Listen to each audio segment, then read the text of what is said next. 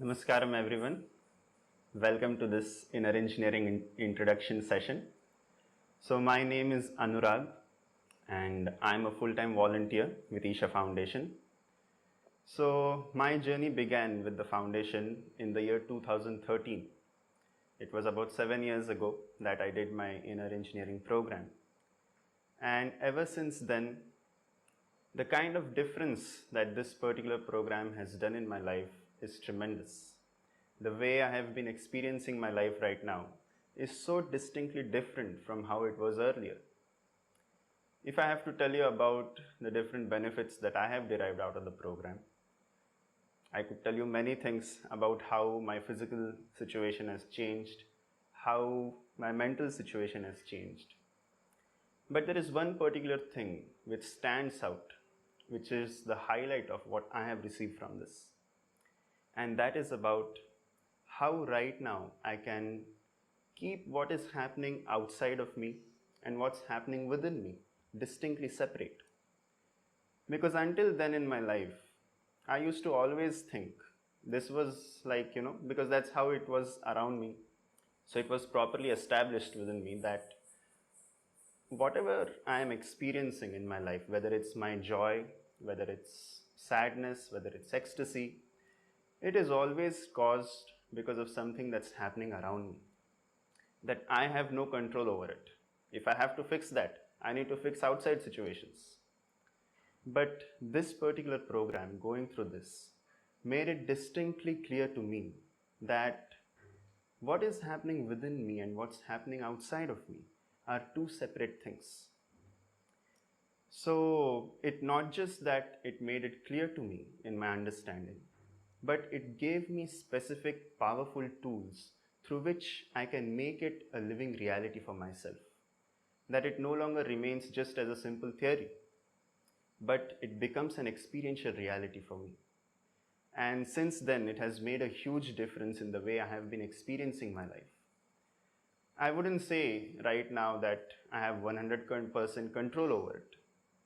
But this is something which is evolving within me. This process is at a continuous process of evolution that's happening within me. And it has made life much more simpler for me. So this brings us to the fundamental question as to what is inner engineering and why is it needed, first of all. So we have done much engineering to the outside world. Obviously, the purpose of engineering the world around us is to create situations and atmospheres as we want them, as it is comfortable and convenient for us. Especially in the last 100 years, we have done a tremendous amount of engineering to the outside world to a point where the very face of the planet has changed dramatically. We have comforts and conveniences that we could not have imagined just a few decades ago. Yes? What was unthinkable 100 years ago is available today to common people in the world. So this external engineering has definitely brought a lot of comfort and convenience to us in many ways. Physically, never before has any other generation known these kinds of comforts and conveniences. Isn't it so? You're the most comfortable generation ever. Yes or no? See, in the course of this session, I will be asking you a million questions, alright? So you sitting wherever you're sitting, looking at the screen, even if you're saying yes or no, I wouldn't know, isn't it? So it would be good if all of you can respond by typing your responses in the chat box. If you can do that, we would also know how this is going for you. Another thing is this will only work with participation, alright? I will be asking you millions of questions. Every time I ask you a question, I want you to look at it. If it is true for you, you type in saying yes. If it's not true for you, you type in saying no. Is that fine for all of you? Yes? That's a question. Okay. So if we look at this, physically, We are the most comfortable generation ever on this planet, isn't it? Yes? Physically, we are the most comfortable generation ever on this planet. Never before has anyone known these kinds of comforts. Everything has dramatically changed. Although we are the most comfortable, we definitely cannot claim to be the most peaceful or the most joyful or the most loving generation or anything like this. Yes? Definitely not the happiest generation on the planet, are we? We cannot say that. So, this external engineering, though much comfort has come out of it, in terms of life, it does not seem to have worked.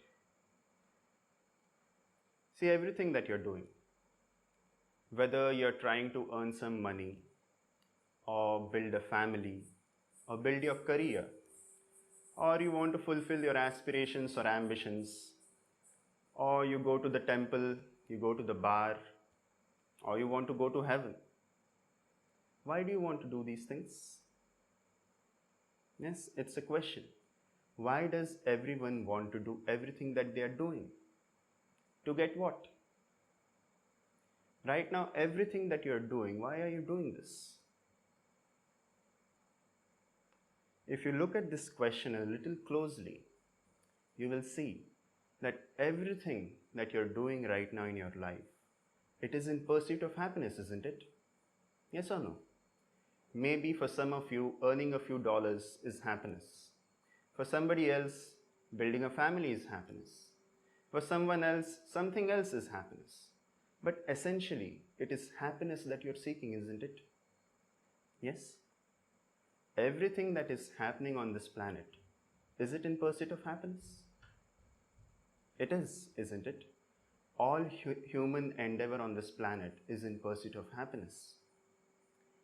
We have done too much, but we are still not any happier than anyone who was before us, isn't it? Somewhere the activity that we are doing does not seem to have produced results. Though so much is being done, still happiness is a basic issue with people. So why hasn't this worked? There are many dimensions to this. First of all, what does it mean to you right now as you are? Many people express about being stressed, which a lot of people are. If you ask them why, they will say, my job. You ask the Prime Minister of this country, he is stressed. You ask the people in your office, they are stressed. You ask anyone on the street, he is also stressed. So which job can you do joyfully in the world? Looks like there is none, because everyone is saying that their job is stressful. There is no job in the world which is stressful. You are stressed simply because you do not know how to manage your systems. That's why you're stressed. Stress is not happening because of a particular situation. Stress is happening because you don't know how to keep your body. You don't know how to keep your mind. You don't know how to keep your emotions. You don't know how to keep your energies. This is why stress is happening. Now let us look at the mechanics of stress. Whatever happens in the mind, for every fluctuation on the level of the mind, there is a corresponding chemical reaction in the physiology, always. If you go through a day of tension, today if you go through a lot of tension, tomorrow morning you will notice that your body will be stiff and painful. Have you noticed this? If you are practicing asanas or any stretching exercises, you can very clearly notice this. Today your body is very flexible. You go through a lot of tension. Tomorrow morning you will notice that your body doesn't bend. Have you noticed?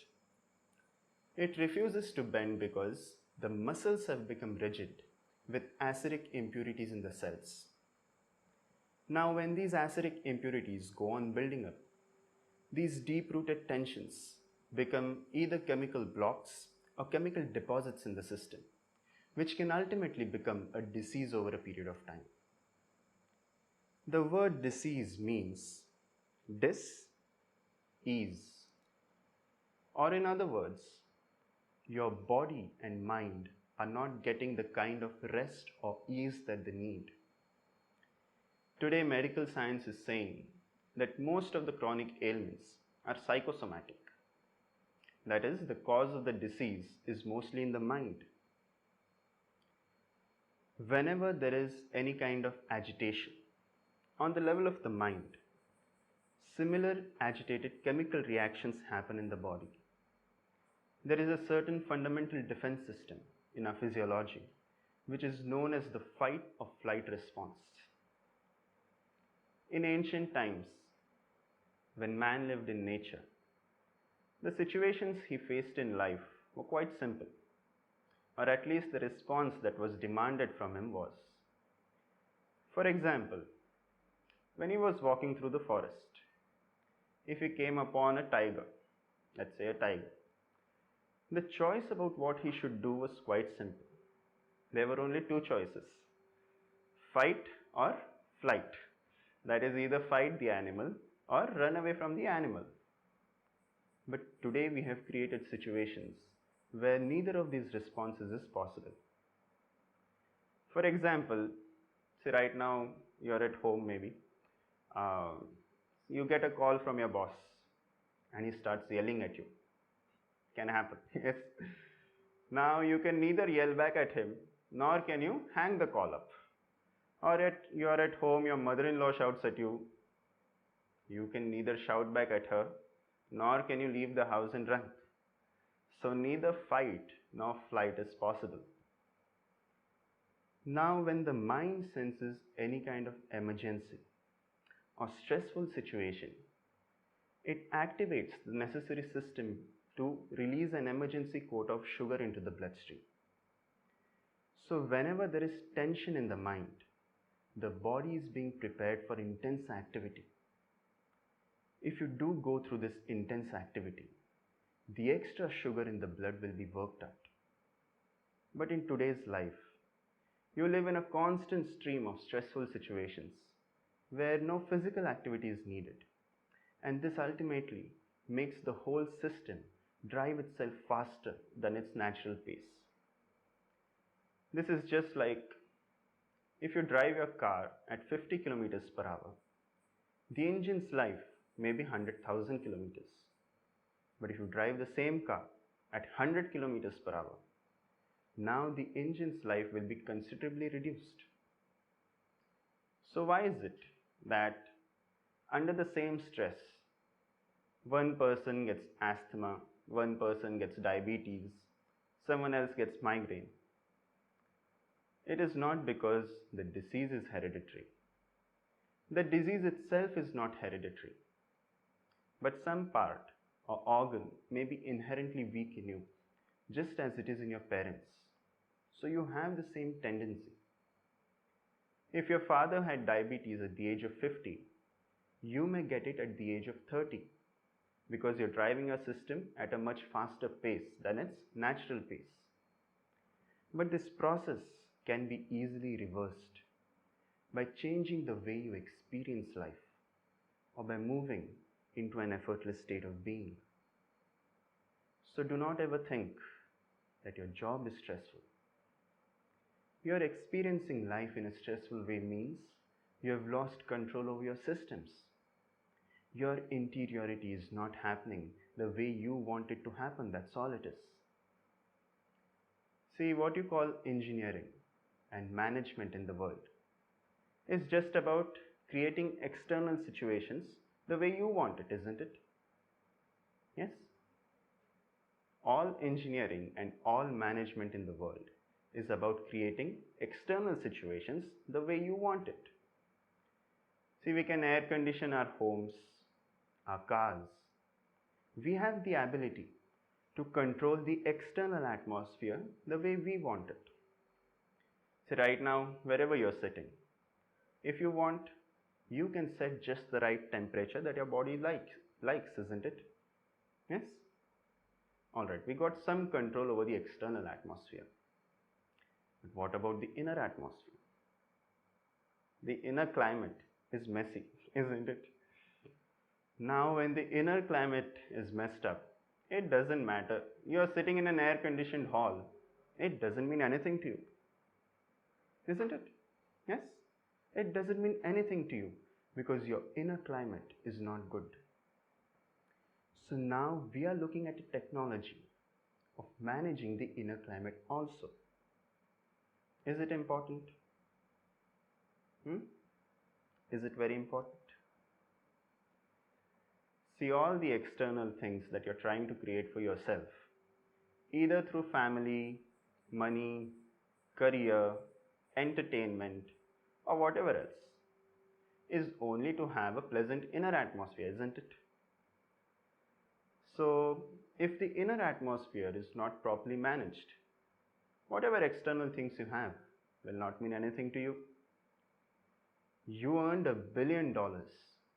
It doesn't mean anything to you when your inner atmosphere is not good. So essentially, the quality of your life is not decided by what kind of home you live in, what kind of car you've parked in your garage, or what kind of clothes you're wearing right now, but by how peaceful and joyful you're within yourself right now. Isn't it so? Yes?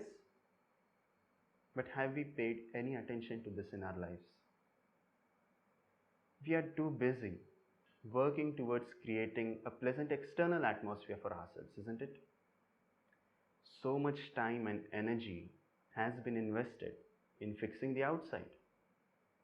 How much time have you invested in fixing the internal? None, isn't it? Then how do you expect to live well? It won't happen.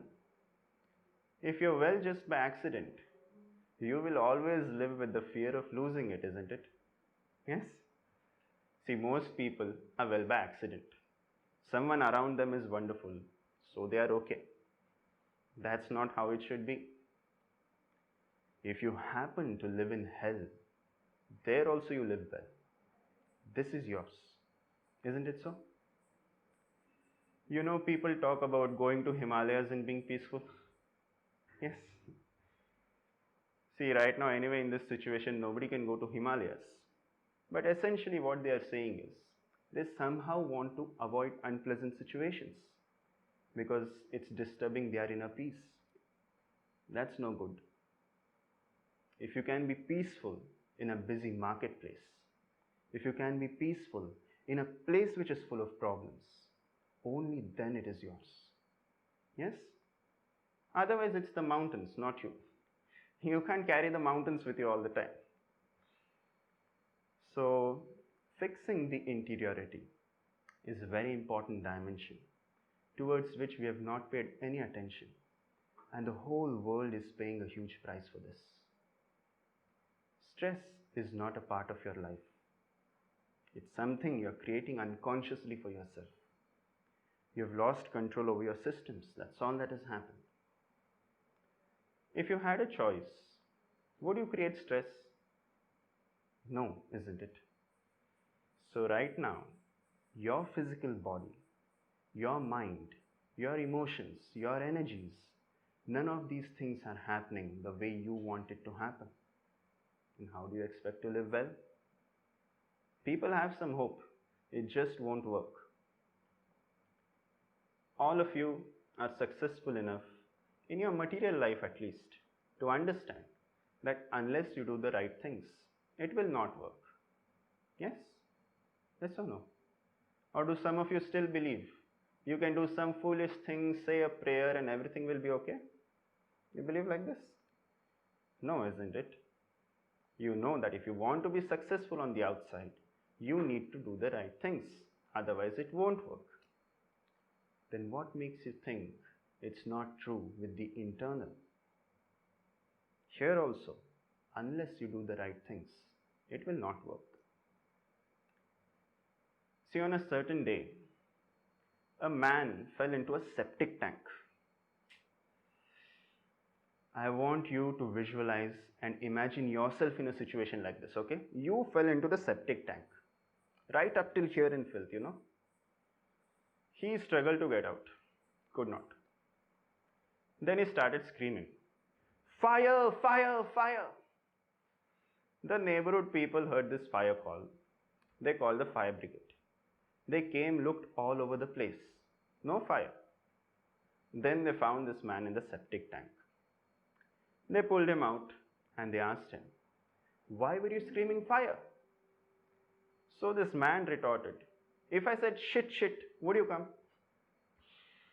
So you have to do the right things. Otherwise it will not work. As it is true with the outside, it's also true with the inside. So now what do I mean by doing the right things? We can do a simple experiment right now. So we'll start with the physical body. What I want you to do right now is, you take both your hands, keep these 5 fingers together, okay? Keep the 5 fingers of your hands together and you place your hands loosely placed just on your thighs, alright? Facing downward, 5 fingers together, palms facing downwards, loosely placed on your thighs. Sitting like this with your eyes closed. Right now, please do not do it. Please keep your eyes open right now. So sitting like this with eyes closed, you will take a few inhalations and exhalations.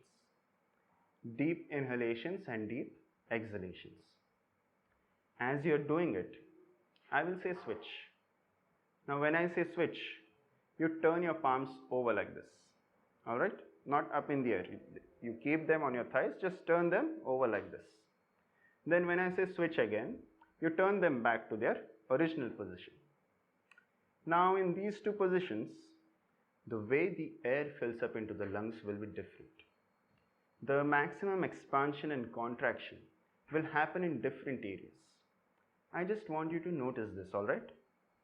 Those of you wearing spectacles, please keep your spectacles aside. If you can, you sit in a cross-legged posture, that's best. Keep all your 5 fingers together, palms facing downwards, loosely placed on your thighs. Eyes closed, please. Please close your eyes. Take a few inhalations and exhalations.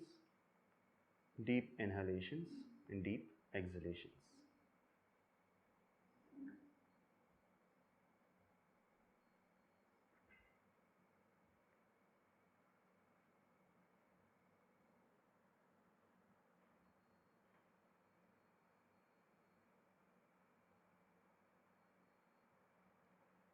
Please switch.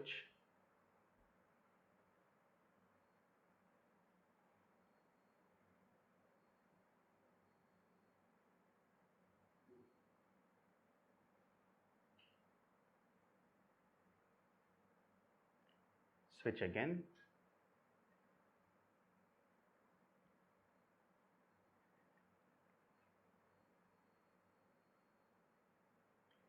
Please slowly open your eyes.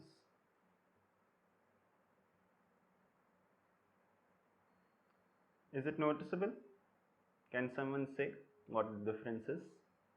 You can just type in your response in the chat box.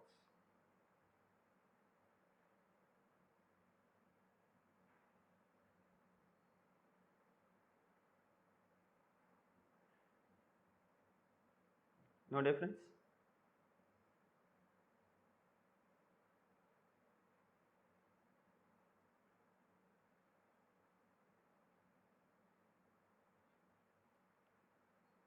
So, see, if you notice this closely, the way your breath changes when your palms are facing down and when your palms are facing up. You can distinctly see this difference. When your palms are facing down, the maximum expansion and contraction happens in the diaphragm region. When you turn it up, it's higher up in the chest. Those of you who did not notice, you do it once again, one inhalation, exhalation, and then you turn it over and see. Please do it.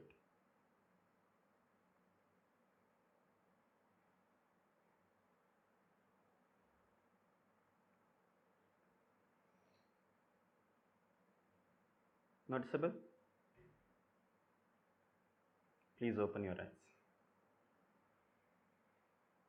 So, just by turning your hand over like this, The very way you breathe is changing.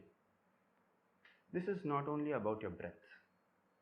The very way your life energies function within the system are altering themselves because you turn your hands over. Now, how many times in a day are you doing this in unawareness? Whatever anyone asks. In India, this means no.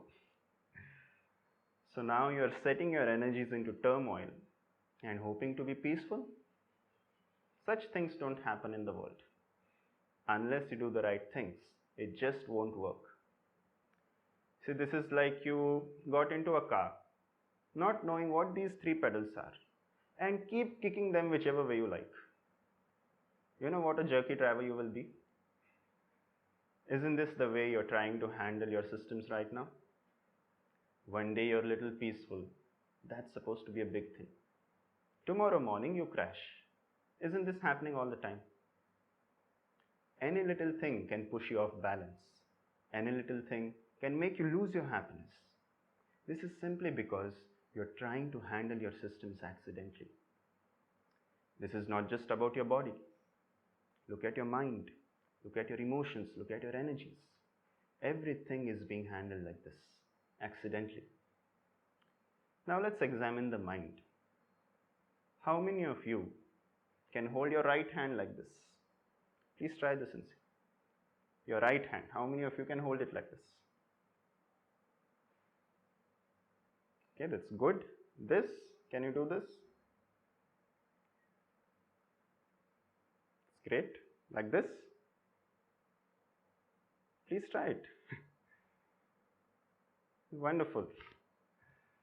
So, this much control you have over your physical body. You want it here, you can get it here. This you can do, this you can do. Now, please try this with your mind. You want to put your mind here. You try holding it there for some time, it will go there. You want to put your mind here, it will go there. You want to put your mind there, you know where it goes. Yes? Now with this kind of mind, where are you hoping to go? If you have reached somewhere in your life, it must be an accident, yes? See, now you get into a vehicle. You want to go here, but it goes there. Is it safe to sit in this vehicle? Is it safe to drive such a vehicle? If such a thing happens to your car, what is the first thing you would want to do with it? What is the first thing? Right now you're in your car, it's going haywire, completely out of control. What's the first thing you would want to do with it? Stop it, isn't it? Somehow stop it. So we need to stop this for a moment. If you can consciously stop this for 1 moment, then you will see, suddenly the mind is a miracle. It can do such incredible things.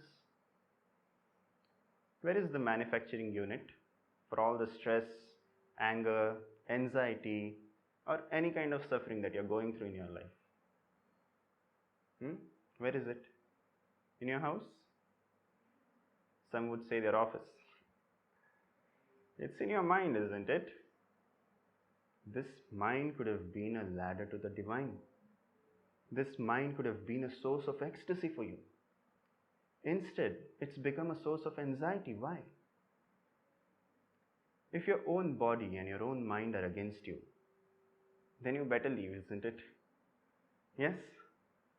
See, if someone is against you, it's all right. What to do? Once you live in this world, someone will be always against you. Somehow we go on. But if your own body and your own mind are against you, then how to live here? There's really no possibility, is there? Same is true with your emotions. They are not happening the way you want them. Energies, you're not even aware what's happening with them. If you bring a certain amount of pleasantness to your physical body, we can call this health and pleasure. If you bring a certain amount of pleasantness to your mind, we can call this peace, joy. If you bring a certain amount of pleasantness to your emotions, we can call this love, compassion. if you bring a certain amount of pleasantness to your energies, we can call this blissfulness. Now, are you aspiring to be pleasant or unpleasant? Pleasant? I'm sure everybody will choose pleasantness. So, in the last 24 hours, how many moments of pleasantness have you known? In the last 24 hours, how many moments of true pleasantness have you experienced in your body or in your mind? Very few? 1, 2, 3, maybe some of you have nothing to count. See, when you were 5 years of age, you were a child. In 24 hours time, how many moments of joy did you know? Many, isn't it? So at 5, if you had many, by the time you're 30, you should have been ecstatic if life had progressed in the right direction. Because you're investing so much time, energy, money, and above all, the life of every other creature is being affected in your pursuit of happiness. Isn't it so? Yes? In pursuit of human happiness, every creature on this planet is going through untold suffering, isn't it? Yes? The very life of this planet is being threatened. But if you are not even happy, what is the point? Inner engineering is about working to create the right kind of inner situation. Now, the right kind of inner situation can be understood in many different ways. For example, let us say you lost your peace today. Now, if you lose your peace today, what will happen? You are at home, whoever is there around you, your husband, your wife, your children, whoever, you yell at them.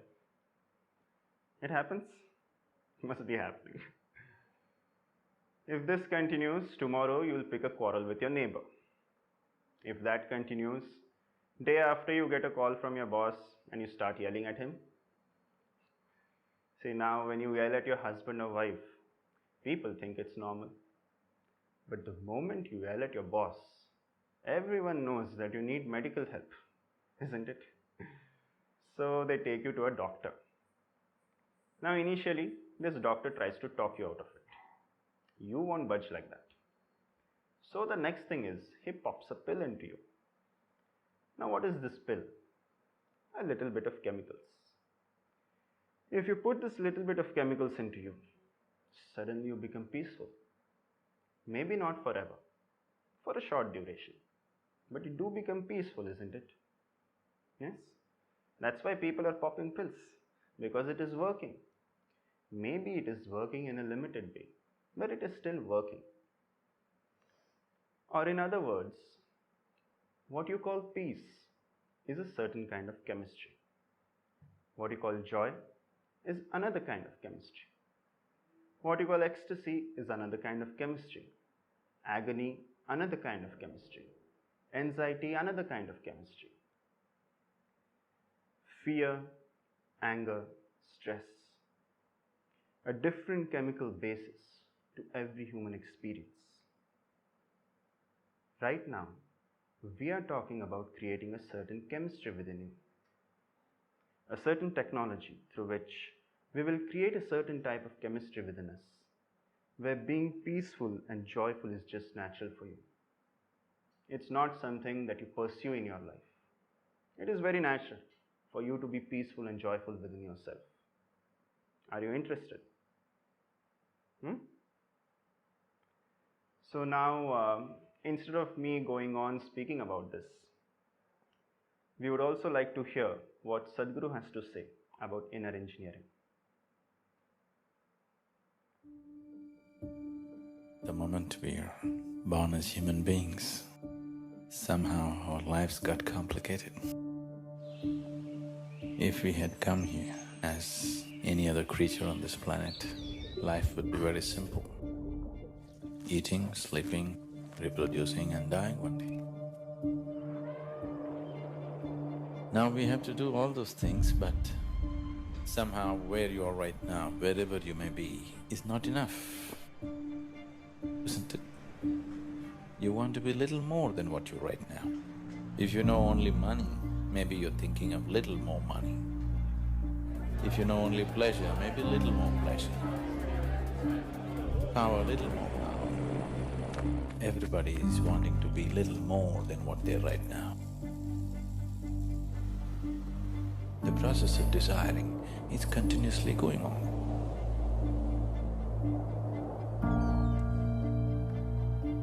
Whether you're going to work, or you're going to the bar, or you're going to the temple, or you're getting married, or you're having children, you're studying in a university, all this effort of life, everything was in pursuit of happiness, is it so? In the last 100 years, with the use of science and technology, we have changed the very face of this planet. Today, we have the kind of comforts and conveniences that no other generation could ever even imagine. We are definitely the most comfortable generation ever on this planet, is it so? But are we also the most joyful generation? So it's not worked. Every creature, from plant to animal to everything, including human beings, have paid an enormous price to create these comforts and conveniences, and we are not even happy. What is the point? We have engineered the world today in many ways so that it functions better for us, isn't it? We have done nothing about ourselves. It's time to really look at it, isn't it? In the last 24 hours, how many moments of joy have you known? When you were 5 years of age, a child, how many moments of joy did you know in 24 hours? The whole equation has gotten reversed somehow. It doesn't matter where you are sitting in a palace or in heaven, but your inner situation is not good, it doesn't matter, isn't it? This mind could have been a source of ecstasy, but this mind has become a source of misery for most people, tension, anxiety, depression. Why? You just don't know how to handle it, isn't it?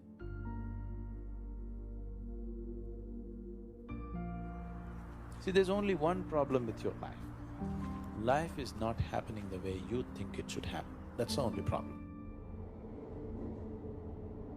Is there any other problem? Nobody around you will happen 100% your way, isn't it so? Yes? Nobody happens your way, it's okay. The problem is, this one is not happening your way, that is the problem, isn't it? People have concluded that stress is a part of their life. Stress is not a part of your life, it is just that you do not know how to manage your body, you do not know how to manage your mind, you do not know how to manage your emotions or your life energies. Everything is happening accidentally. So if things happen your way, you have begun to understand in the world that you have to engineer it. The same with you. No inner engineering has been done for you, isn't it? Just by accident you're trying to happen. Now I'm talking about creating the right kind of chemistry within you, where to be peaceful and blissful is just natural to you.